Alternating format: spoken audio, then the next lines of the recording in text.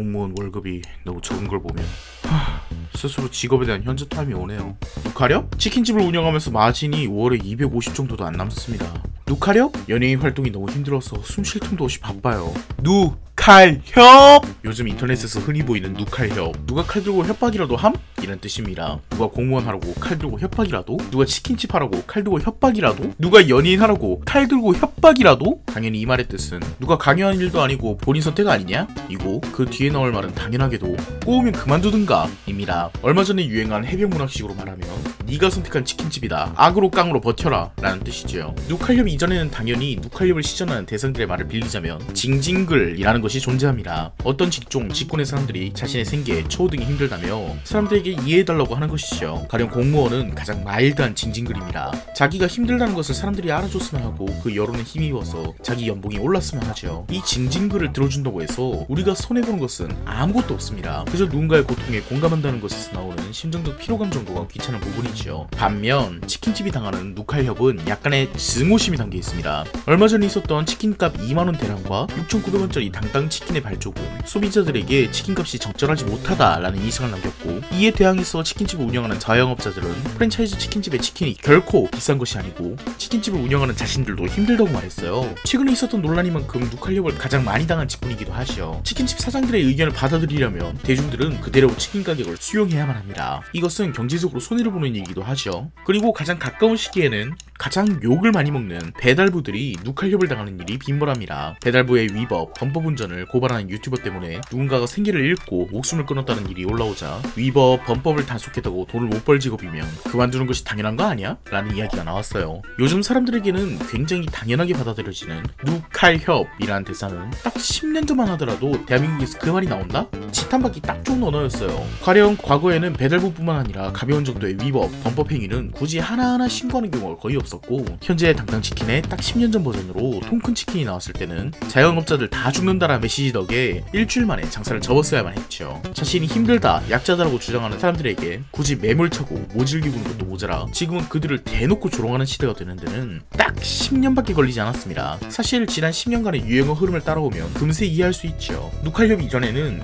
꼬우면 접든가, 그 이전에는 그럼 하지마 콱, 그리고 큰 사건이 있었을 때 네 가족이 겪었다고 생각해봐라 라고 말하는 사람들을 비우는 용어인 네 가족충이라는 말이 생기는 것, 그 전후로 약자의 말을 무조건 믿지 말고 일단 중립기여부터 박으라는 중립기여 메타도 존재했었죠. 2012년부터 2022년까지는 파란만장하게 인식이 변해왔어요. 약자라고 자처하는 사람들에 대한 동정에서 그들에 대한 냉소적인 시선이 도래하기까지 딱 10년입니다. 지난 10년간 이렇게 시선이 변한 가닥을 세 가지 시청에서 살펴보고 이러한 유행의 의의와 결과까지 알아보죠. 오랜만에 사회문화 리뷰 가봅시다. 우리 사회 전체는 구성원 서로가 신뢰를 거의 상실한 상태다 라는 말은 제가 예전부터 지적해왔던 말입니다. 2020년 초부터 얘기해왔으니까 더 말하면 입 아프죠. 옛날 영상의 링크를 걸어드릴 테니까 관심 있으시면 시청해주시길 바라겠습니다. 이번 영상에서는 구성원들 전반보다 약자에 대한 신뢰 상실에 대해서 집중해서 이야기해보고자 합니다. 여러분은 어린 시절에 사랑의 열매라는 곳에 기부한 적이 있나요? 저는 해본 적이 있습니다. 제가 뭐 기부 같은 것을 즐기는 편이냐고요? 아니요? 초딩들한테 암묵적으로 강매했어요. 사랑의 열매 배지를 안 달면 좀 이상하게 본다든가, 학교에서 왠지 당연스럽게 돈을 걷어서 성금을 낸다든가, 비슷한 걸로는 크리스마스에 걷는 결의가동을 위한 실 판매가 있었죠. 사랑의 열매보다 이 실 강매가 악질이었던 것이, 안 사면 학생들에게 대놓고 눈총을 주고 몇몇 반에서는 사유를 물어보거나 혼났다는 얘기까지 들었던 판국이었어요. 그래서 그게 얼마나 잘 관리되었는지 모릅니다. 실은 뭐 그래도 의료를 위해 모은 것이니 어떻게 잘 관리를 했겠지만, 사랑의 열매는 2000년대 말부터 성금으로 온갖 비리 파티를 벌인 것이 드러났지요. 뭐 잘 관리한다고 해서 강매한 것이 잘한 것은 당연히 아니겠지만요. 우리는 이런 나쁜 일을 당한 이후에 약자 방패를 종종 당해왔습니다. 2000년대 후반부터 2010년대 초반까지의 인터넷 분위기를 기억하시는 분도 있겠죠. 그 당시에는 속된 말로 판춘문예라는 말이 있었을 정도로 약자를 괴롭히는 강자에 대한 분노, 고통받는 약자에 대한 동정을 사는 불행 포르노적인 글이 마구마구 올라왔습니다. 그 진위는 의심하는 쪽이 나쁜 쪽이었죠. 일간 베스트라는 사이트야 결과에 어찌되었든 그런 분위기에 대한 반감으로 탄생한 사이트이기도 하고요. 예전 영상에서 일베의 숭상가치가 팩트라고 했었죠. 우리는 그 당시에 약자 등을 팔아서 너무나도 많은 사기를 당해왔어요. 제가 대학 신입생 때만 해도 노인들이 술집에서 껌을 팔러 다니기도 했고요. 요즘에는 찾아볼 수 없는 일이기 때문에 예전과는 달리 정이 없어졌다라고도 하지만, 보다 더 근원적인 문제는 정을 빙자해서 약자 코스프레를 하면서 사기를 치던 인간들이 많았다는 게 문제였습니다. 계곡에서 백숙을 20만원에 팔아먹는 사람들도 여름 한철 장사로 먹고 사는 약자라고 자처하고,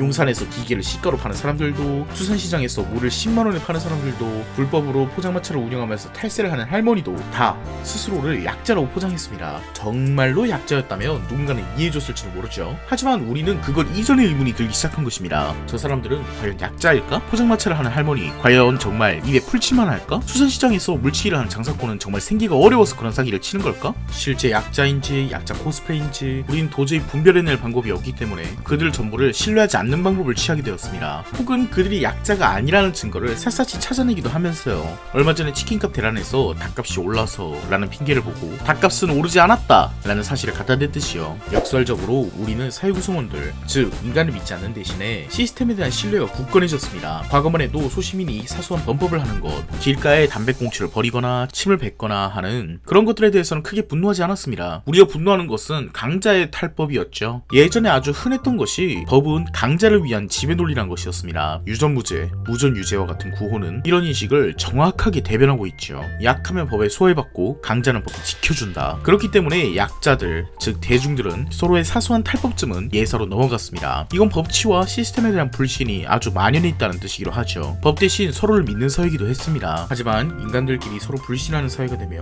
우리가 믿을 것은 시스템밖에 없어졌습니다. 강자든 약자든 법을 어기는 사람은 똑같이 나쁜 것으로 취급되고 과격하게는 강자의 탈법보다 약자의 탈법이 더 나쁘게 여겨지기도 하죠. 왜냐하면 강자는 국가나 기업 정도를 등쳐먹는데 약자는 바로 나를 등쳐먹거든요. 삼성이 비리를 저지르든 탈세를 하든 대다수의 소시민들에게는 와닿지 않습니다. 하지만 내 눈앞에서 길빵을 하는 흡연충은 내 기분을 직접 더럽게 만들죠. 당연히 강자의 탈법은 돌고 돌아서 우리들의 주머니를 털어가게 되어 있지만 그것은 어디까지나 간접적인 영향, 직접적으로 피해를 보는 상황이 돼 우리는 더 이상 용납을 불허하기로 합니다. 긍정적으로 보면 인정이란 것에 더 이상 흔들리지 않음을 뜻하기도 해요. 인정은 서로의 상황을 이해해주는 편이긴 하지만 적어도 평등을 담보해주진 않거든요. 마을에서 밑보인 사람은 괘씸죄가 적용되고 마을에서 인망 있는 사람은 나쁜 짓을 해도 쉬쉬하며 눈 감아주죠. 작은 사회와 불공평을 조망한 몇몇 작품들, 이끼나 김봉남 살인사건의 전말 등은 이런 원정주의의 서늘한 뒷이야기를 실감나게 전달하기도 했습니다. 적어도 법은 공평하다. 예전과는 완벽히 달라진 세계관입니다. 유전무죄, 무전유죄의 나라에서 법은 약자와 강자를 가리지 않는다는 세계로 시스템에 대한 강한 신뢰가 생겼다는 것이죠. 오카련 메타는 소위 알바노 메타로도 불립니다. 리그 오브 레전드라는 게임의 불세출의 서포터 딜서포 꿀잼님의 명언이죠. 네가 힘든 거 내가 알바냐는 얘기겠죠. 누카렵은 이 알바노 심리를 기반으로 합니다. 그리고 누칼렵과 직접적으로 닿아있진 않지만 저 사고방식을 공유하는 최근의 사건으로는 B2 구제 사건이 있었어요. 우리나라 정부가 빚내서 투자한 사람들의 부채에 달린 이자를 탕감해주거나 부채 원금 자체도 일부 탕감해준다는 책이었죠. 이것은 많은 논란을 낳았어요. 도대체 왜 우리가 낸 세금으로 왜 그들의 책임을 대신 져주어야 하는가? 만약 그들이 B2로 수익을 냈다면 국가에게 전부 바치지도 않았을 것 아니냐? 이런 이야기로 B2 구제를 반대했죠. 반대로 B2 구제를 찬성하는 측은 경제적으로 많은 사람들이 채무 불이행 상태에 빠지는 것은 거시경제적으로 너무나 큰 손해이고 그들을 지금 긴급자금을 투여해서 정상 경제인구로 만드는 데 쓰이는 비용은 B2로 손해를 입은 사람들이 모두 경제적 활동 불능 상태에 빠졌을 때 경제에 입히는 타격에 비해서 적을 것이다. 이런 입장으로 대립했어요. 잠깐만요.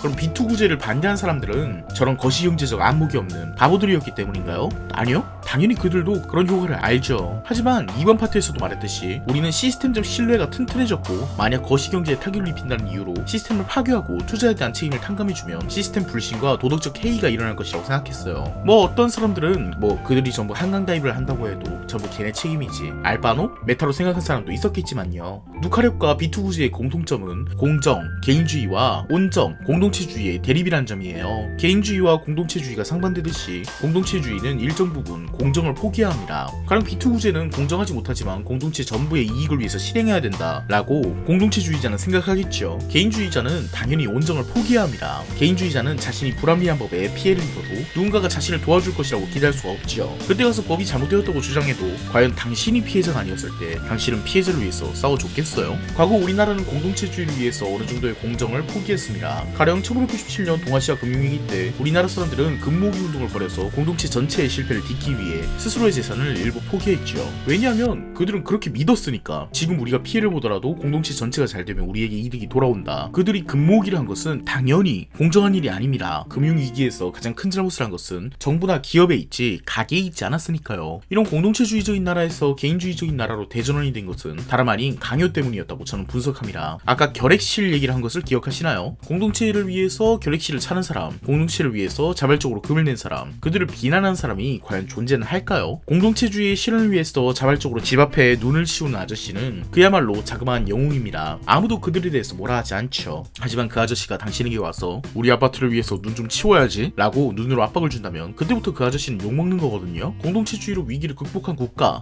그 아름다움에 빠져서, 아니 어쩌면 그 이전부터 꾸준히 한국은 압박의 나라이기도 했습니다. 공동체를 위해 자발적으로 희생하는 것은 아름답지만 공동체를 위하지 않으면 아름답지 못한 인간이다는 틀렸잖아요. 하지만 과거에는 이런 인식이 만연히 있었어요. 공동체주의가 강요되고 만 것이죠. 아름다운 것의 가장 무서운 점은 그것에 의문을 가지는 순간 더러운 것이 된다는 점이거든요. 이런 분위기 속에서 성장한 젊은 세대는 약자에 대한 신뢰를 잃어버린 것 동시에 그들에게 꾸준히 희생하라는 사회적 분위기에 질려 반감이 누적되고 쌓여온 결과 공동체주의에 대한 피곤함이 극에 달하고 기성세대와 과거 가치관을 꼰대라고 부르면서 개인주의가 확고하게 박혀있는 대한민국이 탄생하게 된 것입니다. 한 문장으로 정리하자면 공동체를 위하라는 가스라이팅을 당하며 그것에 의문이나 반박을 가지면 악마화되고 그저 공감이라는 심정적 비용뿐만 아니라 실질적으로 손해를 느끼기도 하면서 그 모든 피로감과 피곤감을 대중들이 견뎌야 하는 공동체주의를 우리가 왜 받아들여야 되지? 라는 것이 작금의 누칼협, 알바노 메타의 중심 사고관입니다. 현재의 누칼협 메타는 지지하는 사상에 따라서 흡족하실 수도 아닐 수도 있습니다. 가령 공정이나 규칙을 중요시하고 개인주의를 좋아하는 사람이라면 누칼협 메타 덕에 속이 시원하다고 은근히 생각하는 사람도 있겠죠. 만약 공동체주의, 공동선을 중시하신다면 요즘에 누칼협 메타가 끔찍하실 겁니다. 공감과 인정이 실종되고 약자에게 모든 부담이 집중된다고요. 공동체주의는 전체주의가 아닙니다. 하지만 사상적으로 봤을 때 정말 그러한가는 의심할 수 있죠. 뭐 어쨌든 일단 아니라고 치고 과거에는 공동체주의의 시대였다가 이제는 개인주의의 시대가 도래한 것입니다. 물론 그 정도가 과중한지라 그냥 힘들다고 하는 사람에게 굳이 찾아가서 누칼협? 누칼협? 하면서 조리돌림을 하는, 이건 개인주의라기보다는 그냥 성격이 나쁜 사람이라고 봐야겠죠. 그런 메타까지 온 것은 당연히 좋지 않으나 시대가 바뀐 것으로 맥락을 파악할 수 있다는 거예요. 이것에는 선도, 악도 존재하지 않습니다. 자신이 지지하는 사상과 괴를 같이 하냐 혹은 달리 하냐의 차이점이 있을 뿐이죠. 개인주의가 선이고 공동체주의가 악이다, 뭐 그런 이분법적인 시선으로 보기에는 어려운 문제입니다. 다만 누칼협 메타의 문제점을 하나 짚자면 과거에는 대중, 공동체 전체가 집단의 약자가 짊어진 어려움을 다같이 적당히 나누어서 들어줬는데 지금은 약자에게 짐이 전부 집중된다는 점이에요. 가령 치킨들한테 누가 가장 힘들었느냐? 저는 당연히 치킨집 사장이 제일 힘들었을 거라고 생각해요. 대중들에게 심리적 위로를 받긴커녕 조롱만 당하고 자신이 버는 돈이 적다는 문제점은 하나도 해결되지 않았기 때문이죠. 이 구도에서 중간에 낀 사람에게 모든 부담이 전가되게 된 거예요. 사실 누칼협은 약자끼리 서로 팔 겨누는 거예요. 실제로 치킨값의 문제는 프랜차이즈 회사들이 과도한 영업이익률을 채택해서 벌어진 문제점이고 그들이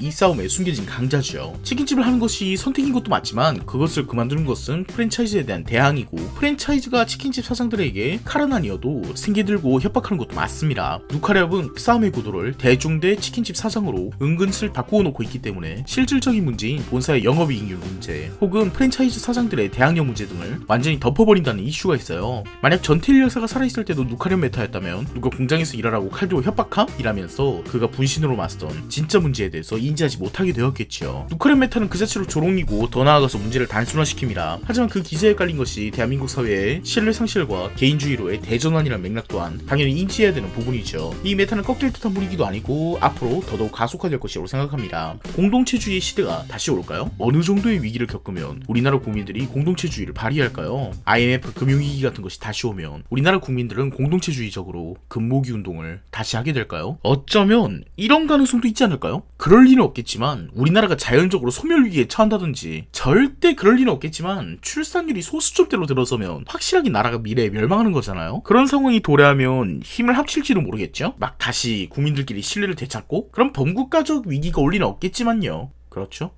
오늘 리뷰는 여기까지입니다. 끝까지 봐주셔서 감사합니다.